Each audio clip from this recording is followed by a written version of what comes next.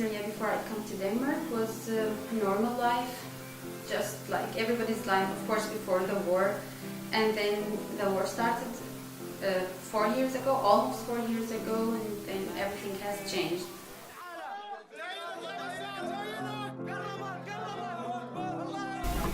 I 2011 startede oprøret i Syrien, hvor en masse demonstranter ville vælte regimet. Oprørerne, også kaldes FSA, bestående af 100.000 civile mænd, ville have et mere demokratisk styret samfund med ligestilling og fungerighed. En uretfærdighed opstod, og oprørerne gjorde alt, som der stod i deres magt, for at vælte regimet, og det samme gør de stadig i dag. De to terrorgrupper IS og Al-Qaida skaber en masse ravage med den barske og hårde måde at slå ihjel på.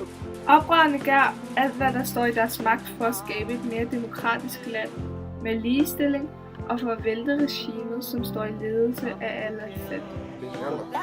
Konflikten har og påvirker stadig børnene utrolig meget i Syrien. Børnene, som lever under det nuværende samfund, får ar for livet, og det vil tage utrolig lang tid, før de kan glemme det, som de har oplevet.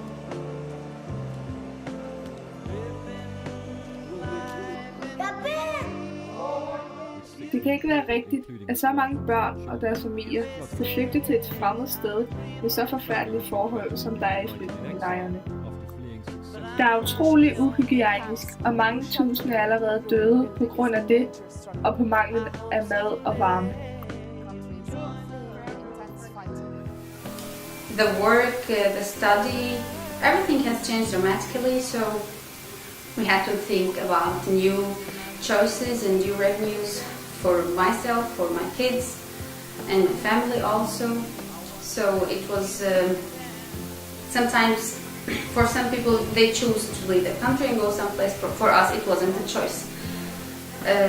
We had to leave the country, so we just went out of Syria to other places. When there were explosions, when you used to hear the guns, what did you do? يعني هلا انا ما بسمع زياد، لا انا اخواتي يعني كانوا يضربوا جنبنا رصاص، يعني عواد ما اعرف اقرا واكتب، صرت اعرف جميع انواع الاسلحه، صرت اعرف الطلقات شو اسمه، في خطاطه ومطاط. نحن بشار الاسد قتلنا. ايوه نهبنا. ايش احنا بدنا له؟ لأننا قاعدين هون، ايش عملنا له؟ نحن بنعبي مي بنشرب هون، ايش احنا عملنا له؟ نحن ما لنا ذنب، ايش احنا عملنا له؟ لا بنشرب هون. يا والله ليش عم تبكي انت يا عمو؟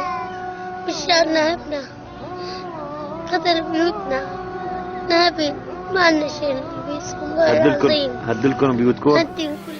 Because the journey was long and it's dangerous and it's difficult, so I was alone. I couldn't bring my kids with me because they are small, so they stayed with their father in Syria and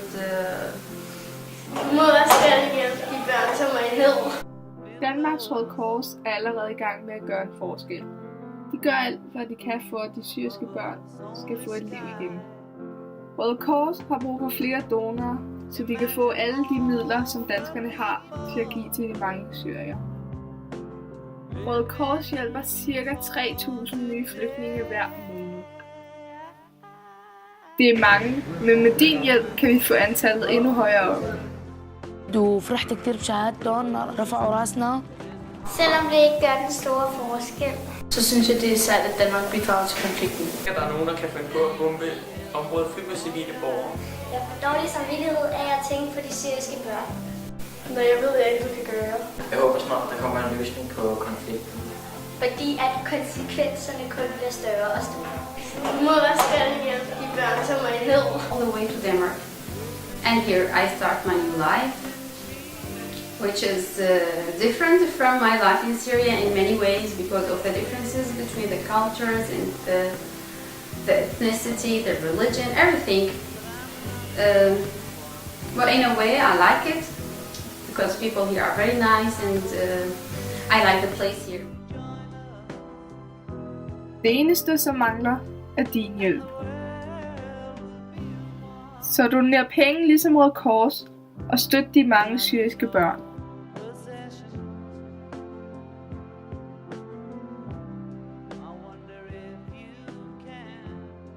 Vi må også gerne finde en løsning på den konflikt snart.